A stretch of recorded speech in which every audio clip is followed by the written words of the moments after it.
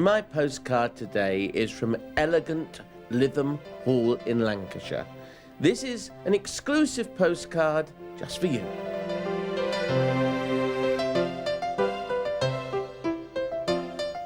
And my guide around this gorgeous house, Lytham Hall, is Anne Pinder.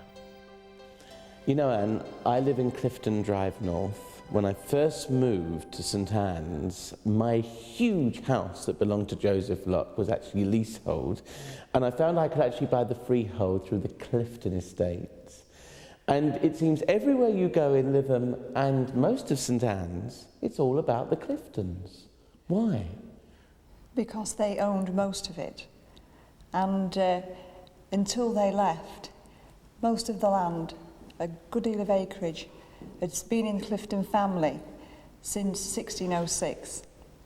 And so you have this continuity of this place being owned and developed through that one family.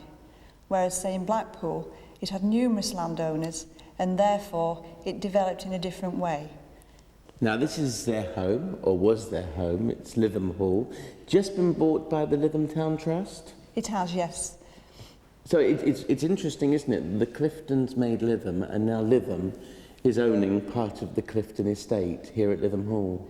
Well, Lytham Town Trust are hoping to see this place opened up to the public, to be an art gallery and a museum, so that the people of Lytham and also nationally, people can come here and enjoy it. Now, remember that, you was here first. That's to everybody out there. When they get it going, you've all got to come and see it, because we're getting a sneak preview.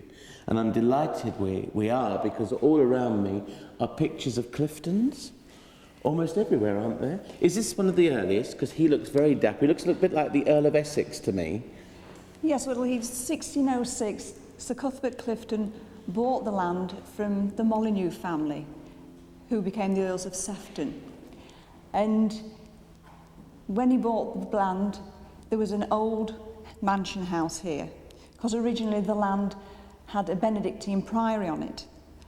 And he built a house on this land during the 1600s. But being a staunch Catholic family, they never really came to any notable standing as the nobility, because they had to keep a low profile. This poor gentleman lost 3 sons in the Civil War. Because Lancashire itself, this part was very royalist and very Catholic, so, wasn't very it? Much so. You know, locally, and I've only been a local for 7 years, they say that the Cliftons were full of adventure, sort of Indiana Jones types. Yes. But they also knew how to spend cash. Very much so.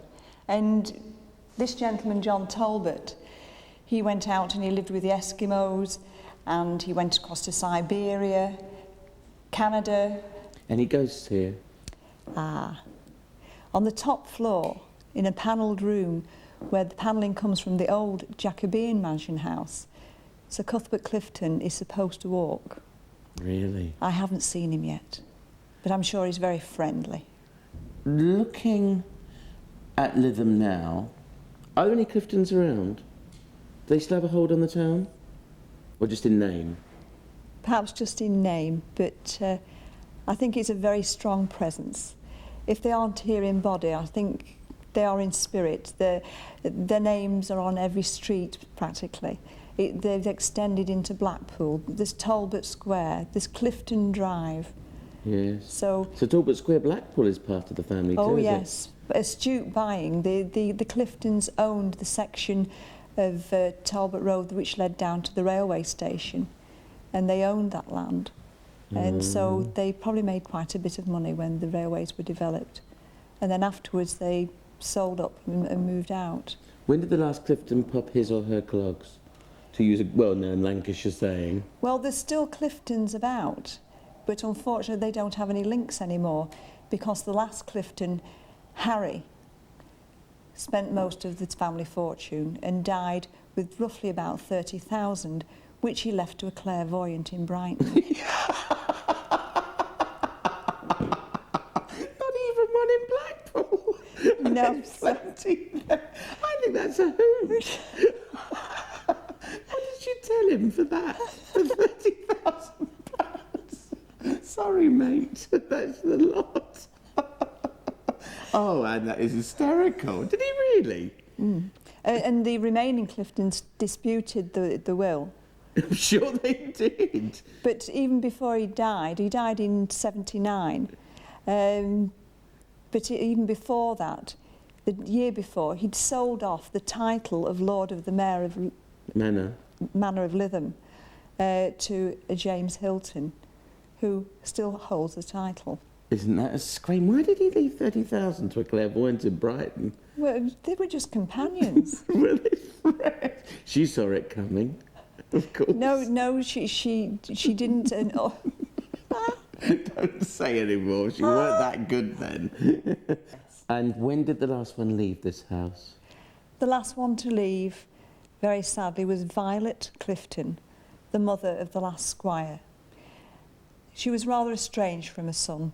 There is a rumour that she tried to have him certified because he was going through the family money at such a rate. And at one time she had to go and live in a convent because she hadn't got the money to support herself. But she came back to Lytham and lived in the suite of rooms upstairs, which at that time was the only habitable part of the house, until it was renovated by Guardian Royal. That's right, that's when I first came here with all the Emmerdale stars in July to the fete. And when was that? When was the last Clifton seen on these premises? The last one, Violet, died in 1962. 1962, and then Guardian Royal took over, and then up until we're now 1997, and that's when Lytham Town Trust took over? Well, Lytham Town Trust acquired the property recently, and now they're doing their best to try and keep this house for the public to visit. And it's a very expensive occupation, and we're just keeping our fingers crossed that things will go fine. If anyone knows a clairvoyant in Brighton who's got £30,000 to give to this house, could they give us a ring? Oh, I think that's such a hoot.